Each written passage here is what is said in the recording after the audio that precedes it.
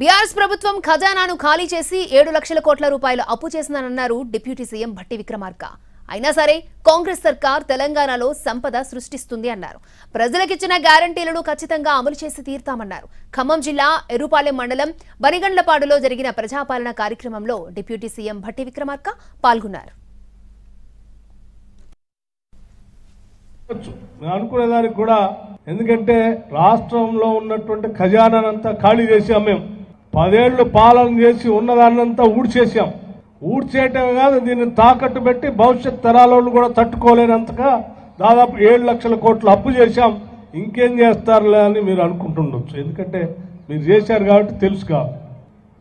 కానీ వాళ్ళ బాధల్ని కలల్ని అర్థం చేసుకొని ఇచ్చినటువంటి కాంగ్రెస్ పార్టీగా ఎన్ని కష్టాలు ఉన్నప్పటికీ, ఎన్ని ఆర్థిక ఇబ్బందులు ఉన్నప్పటికీ వాటన్నింటినీ అధిగమిస్తాం, సంపద సృష్టిస్తాం, ప్రజలకి పంచుతాం.